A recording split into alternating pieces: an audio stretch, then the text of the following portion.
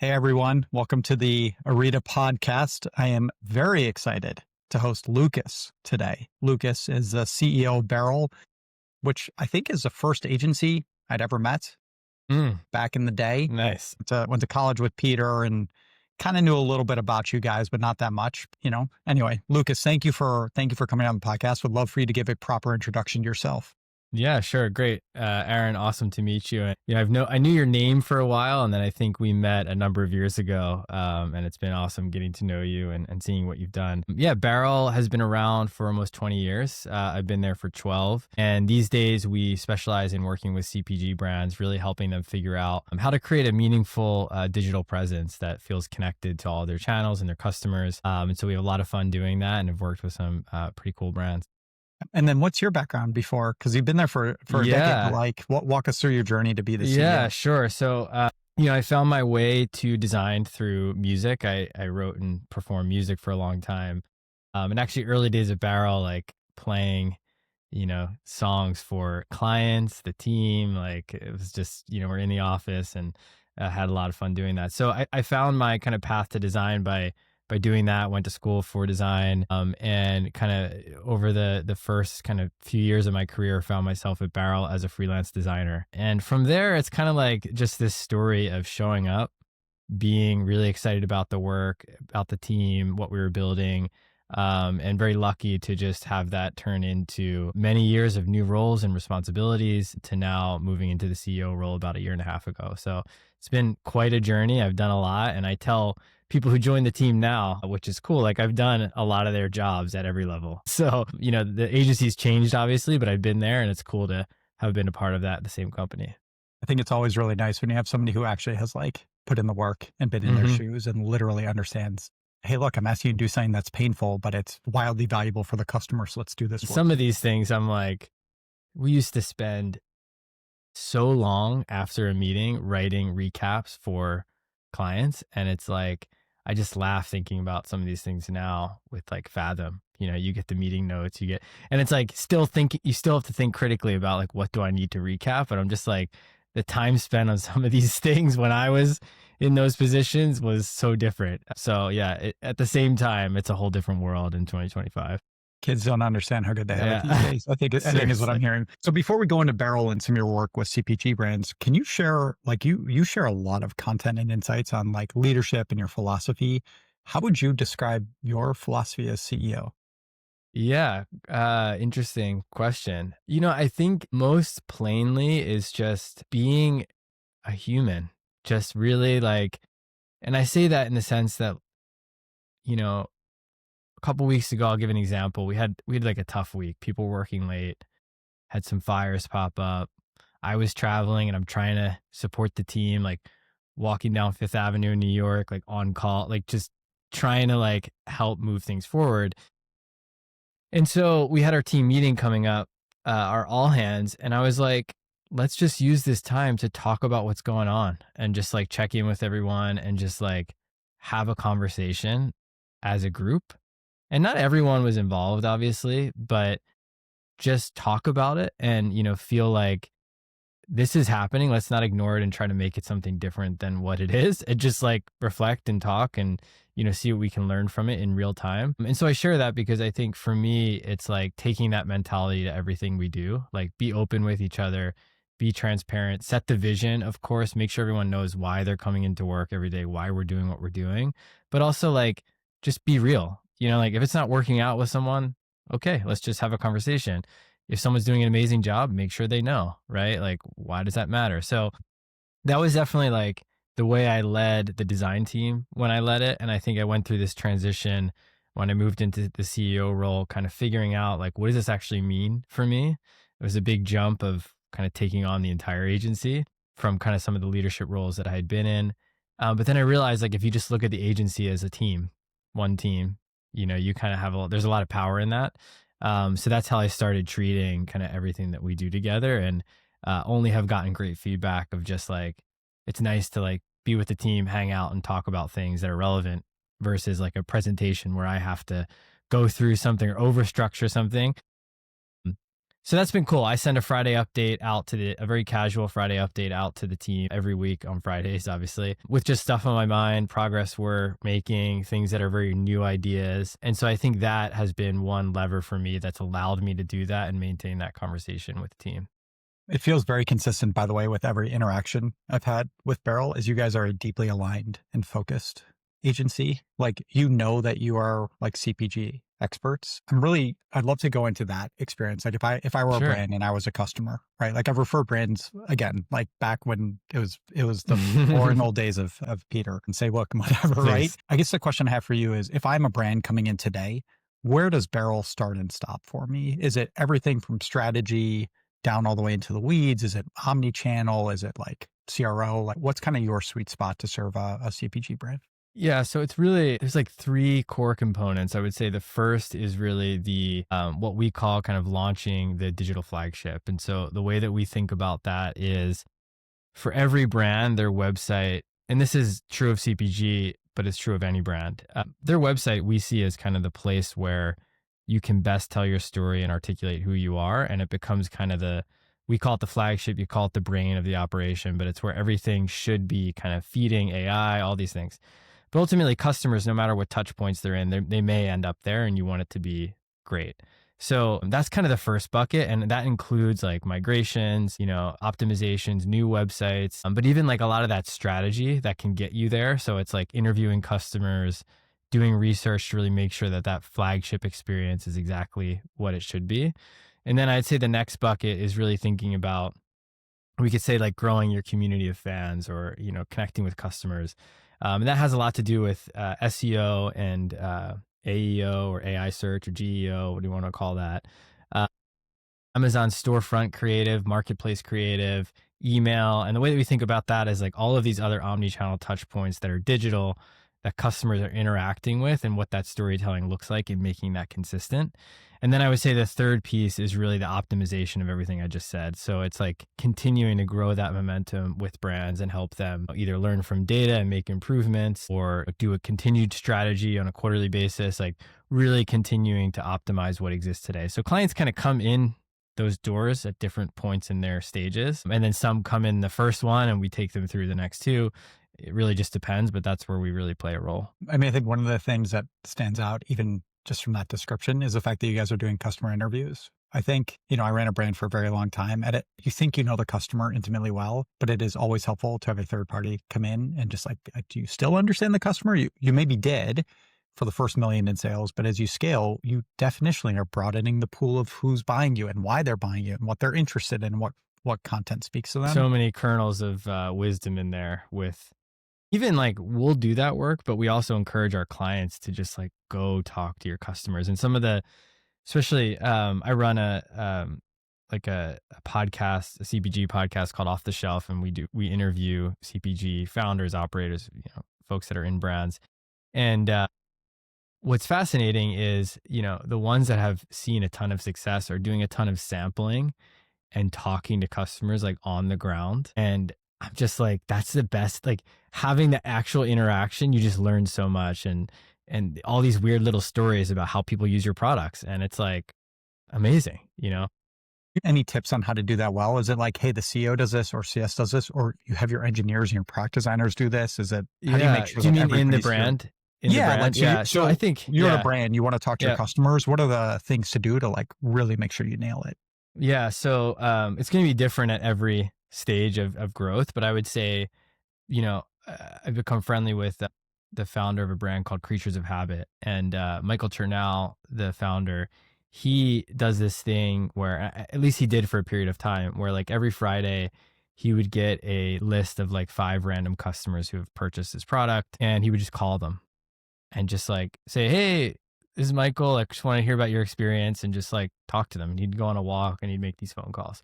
That's like, if you're invested in it, like do that. I recently heard the founder of Chomps talk about how early days of Chomps, he would answer every inbound email from any customers, and he would respond to them immediately and have that conversation. So I would say like at the highest levels, like those are real opportunities that like, there's nothing stopping a CEO or founder to just like carve out 30 minutes, an hour to do this. But then obviously, like I think operationally, there are things like, I find it crazy that customer service and marketing don't always have a relationship or meeting.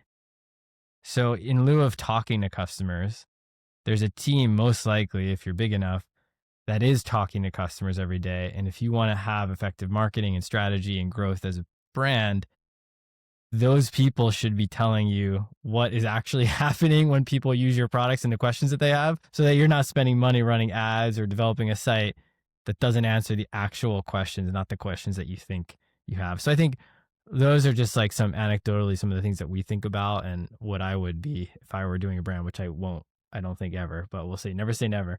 But if I were in that position, like some of the kind of philosophies that I would take. Do deeply miss running a brand, but man, it is like, you can ruin somebody's Christmas, and that's very, very hard this time of year. And so we're just like, we just help you with email segmentation. We're safe here. That was a really great example. I want to go into, because you mentioned it, like feeding AI, but before we get there, you mentioned Amazon, you mentioned other marketplaces. So you're a luxury brand or a subscription brand, or you're not fully sure where you fit. How do you think about bringing your brand or bringing that like flagship experience to channels where you don't control everything? Yeah, I think the first question, it's going to seem obvious. It's amazing how often it's missed, is if you're going to be on Amazon as an example, why? Right? And I think why and what's the strategy? And the reason I say that is, we'll have clients who kind of rush into that, and then they put all their products on there and they make them available for subscription, and maybe they're in skincare, and then they're wondering how to get people to use their G2C site. And the answer is they're not going to. Like, if they are Prime members and they like to subscribe, like, unless there's some other benefits, it's just not going to happen. And so there are strategies in there when you can answer that question. It's saying, hey, what product assortment makes sense for that channel? If we want subscribers to come to our website, Amazon, I love to think about it as a place for trial. So we know now in 2025 that Amazon is a search tool as well. So if you look at certain verticals like skincare, beauty, supplements, people go to Amazon first to find the products that they think might be a good fit. They may or may not go to your website. I actually heard a story recently where this founder was telling me the more money they dump into Meta, the higher Amazon grows, the faster Amazon grows. And they're like, so we're just going to continue to dump money into Meta. It's fine. But it has it actually has this correlation that they're like, you can't see the ROAS in Meta, but you can see it if you look at Amazon sales. So we know that this is happening. So I would say it's really having that strategy out of the gate. And then for any of your marketplaces or channels, however you want to think about it. And then once we understand that as an agency, we can help think about, okay, what creative needs to go on that based on that strategy. Like when we look at an Amazon storefront, like what is the creative? What is the competitive landscape looking like? What other SKUs are on there? And then what we're trying to do is just make sure the touch points that a customer has is all feeling similar and telling the same story. And the reason we started going in that direction is we saw this kind of trend where we would do all of this work with a brand, tons of research, strategy. We'd redesign their Shopify store. And then I'd have a conversation with the client. They're like, yeah, we got to go do Amazon now. And I'm like, and they're like, this is actually more stressful than the project we just did with you. And I was like, why is that? And like, what can we do to help? And so we've kind of jumped into that and we have a sibling agency called AO2 who does Amazon, like the back end, the listings management, like helps clients run their businesses on Amazon. So we pull them in occasionally to help with kind of the strategy and analysis, and then we'll do all of the creative and direction there. Maybe a couple quick follow-ups on that. Yeah. Do you play around with the packaging as well? Are there things you're able to do, or do you have to to bring people back to the site, or the inserts? How does that happen? So I think, there's some rules and guidelines around what can actually be done. If you're in like a more technical product, like an appliance, the easy thing is warranty, because it's an easy, like, get your warranty, go to our site. Now you've got that person's email, you get Orita going, and you're all set. So in lieu of that, we're always thinking about are there value add things? And this is true of retail, this is true of Amazon, really anywhere. Is there some level of value that you can bring to the customer by getting them to come to your site and creating a reason? So that could be a loyalty program, that could be access to recipes, all sorts of things that are going to get that customer to make that move over there. And honestly, people will do it potentially anyway. So it's about having all the right things in place on the brand flagship to engage them and get them to share their email and their information and preferences so you can have those segments in place to follow up. Loyalty and the recipes make a ton of sense. And obviously that can be, depending on the brand, it's, you know, whatever is like information you can use, right? It's not just random stuff. It's not like, right. But it is cool how to get the most out of the product or be part of a community. Something you mentioned a little bit ago resonated with how and this was a very long time ago, but how I used to think about it was we would have our marquee products on Amazon and we'd have a long tail only at Modify and my watch brand. So it was like, look, this will speak to a random person, but at least they'll come to our site and go find something new. Yeah. Does that strategy work, or is there, how do you think about like the assortment? You kind of hinted at it. Yeah. So I was chatting with the CCO, Chief Communication Officer, that's it, this week for Off the Shelf. And she was sharing how they do that strategy as well in retail on Amazon, where on their, and I actually was eating right before the show. This is what I'm talking about. That's it. We are very happy that's it. Customers, my daughters love it. So yeah, that's cool. And they have, by the way, some awesome chocolates and other SKUs that are amazing. Okay, now I will go to the site after this. This is delightful. It's like, and it's like it's beautiful,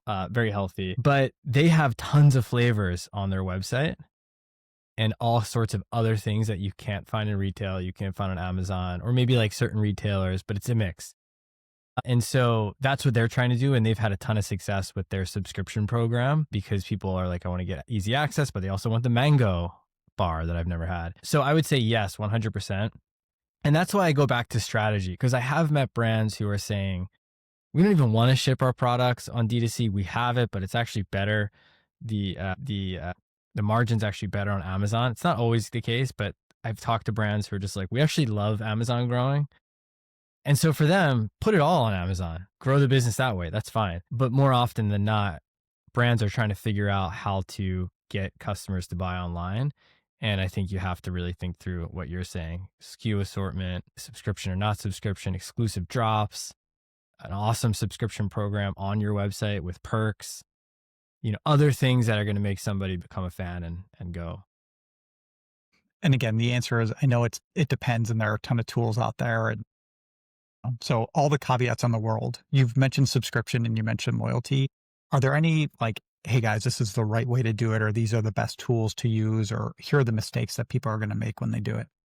Yeah, I would say these days on the subscription side, we work with all of the kind of big players: Recharge, Order Group, Skio, Stay. The thing to think about on subscription is parity for features has gotten there for some time now. There are some weird little nuances that may set one, you know, on a path versus the other, but it often comes down to just what your needs are. I always say, honestly, on the subscription side, it has a lot to do with, it's true everywhere, but it has a lot to do with the people that you talk to and how your onboarding and discussion with those platforms. So we help in that process, and we kind of work through what your needs are.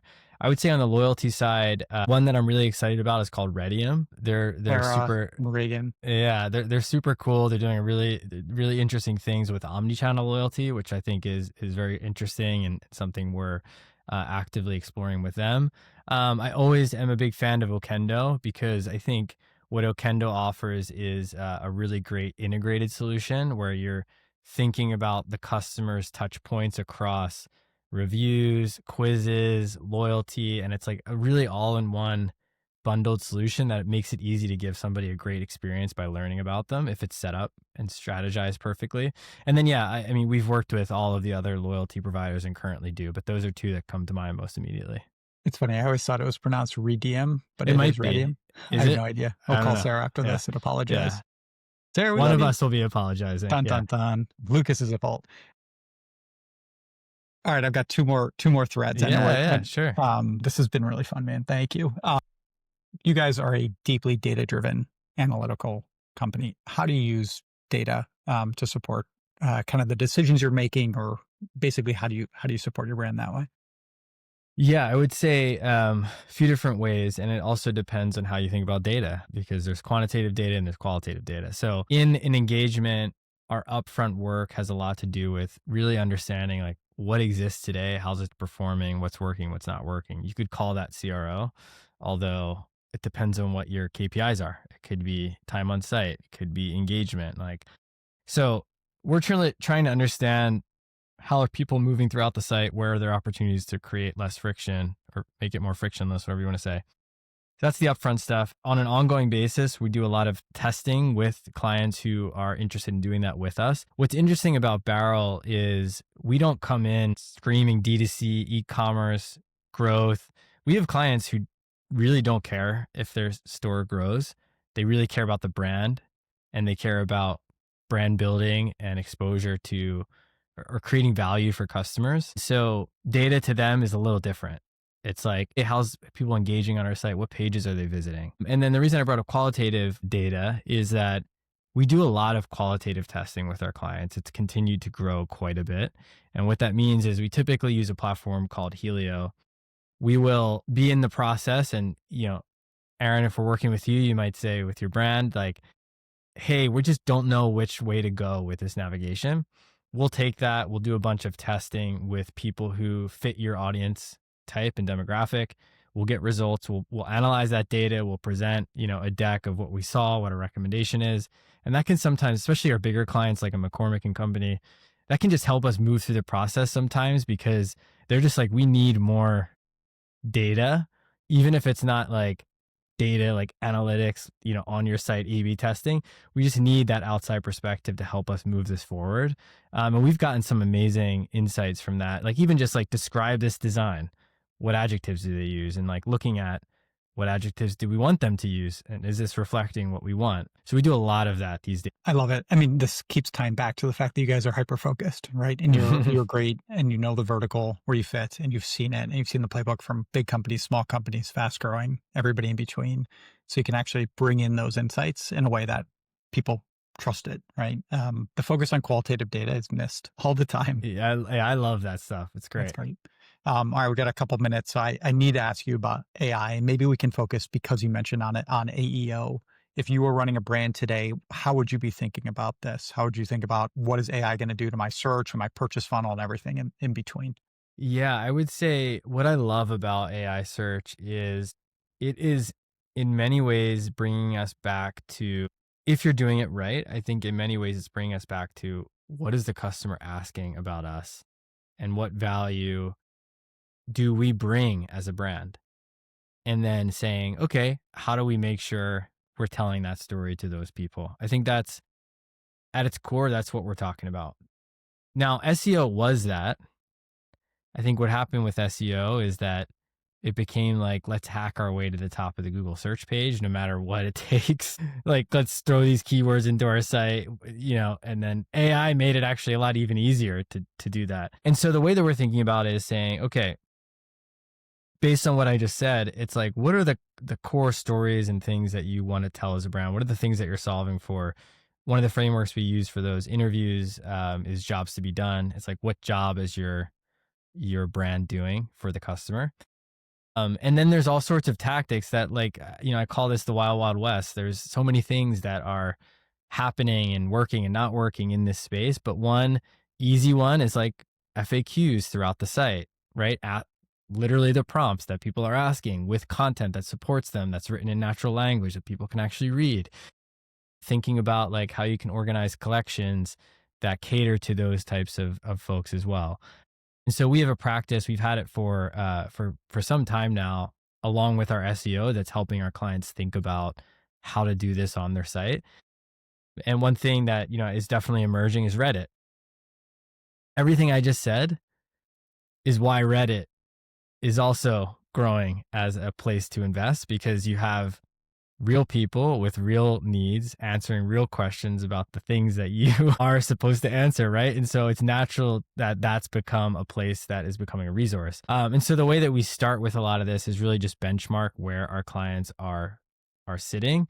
And what we found is really interesting insights where, if I have a blog sharing recipes around a certain brand purely, I may actually be the one who is driving all of the AI search results for that brand. And I'm just some random person, publishing content. So we're looking for stuff like that because that could be like a partnership opportunity, or it could be something as simple as like, we don't want this random person in Ohio that is, writing about this stuff, doing things that we don't have any control over. So like we need to start publishing content like that. So that's kind of what we're looking for and helping our brands understand what that looks like for them and what they can be doing. And honestly, a lot of clients are like, well, what are the case studies? It's like you either choose to do nothing and fall behind, or you just do something now, whether it's with us or anybody, like just do something now, because you're only going to be further behind if you decide to do it next year when millions of customers have been looking for your solution on ChatGPT. Yeah. So, I mean, it's just a different way of saying meet your customers where they're at. And if they're using it, you should at least be thoughtful and proactively opt out if you don't want to do it. But it's analogous. They'll use AI to analyze what agency to work with or whatever. And then or That's if they should do it. And then it'd be like, wait. We're just going to put Barrel all over our website with direct links. So ChatGPT always references you guys. First of all, I mean, not first of all, last of all, as a random guy from Ohio, I'm not offended. Oh, are you actually? No, I'm not far from Ohio. I'm in Bucks County, but not as cool as Cleveland. I've been watching a lot of, so there's like a Frank Lloyd Wright documentary I just watched. Big fan. I thought you were going to say the Drew Carey show. So, I just was thinking, I think somewhere Ohio is like stored in there. I love it. All right, Lucas, we are at time. I do want to give you space for, if you want to share any piece of advice that's kind of top of mind for you, for brand operators, for CPG folks, and then probably most importantly, where can everybody find you?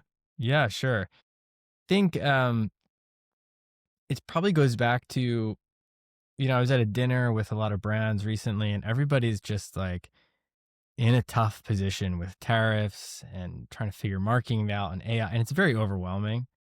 I think what we talked about there is really taking that step back. And oftentimes you can find it in talking to the people who love your brand and love your products, and figure out like, what should we be doing based on what is working for these people who love you. So I would just say, like, get out there and talk to people. Don't worry about TikTok if your audience isn't on it, right? Like, it's just like, if nobody cares, don't worry about TikTok. You can build a brand by not going on it if that's not where your customers are. So I think that's where, like, find that clarity in the ecosystem that exists for you today. And then, yeah, you can find me on barrelny.com is our website. My website's lucasballasy.com, and pretty much everything on those two sites link out to everything else. So appreciate it, Aaron. Been awesome to chat. This was wonderful. Thank you again. Happy holidays, and looking forward to chatting more soon. Thanks. Hi, I'm Aaron Schwartz, co-founder and co-CEO of Orita.ai. We build AI customer segmentation for some of Klaviyo's biggest brands like Oriana, Spanx, Caraway, Third Love, True Classic, Run Beauty, and on and on. Brands come to us to help find untapped revenue, improve their click rate, drive away mean bots, and a bunch more. You can learn more or get a free customer engagement audit at Orita.ai.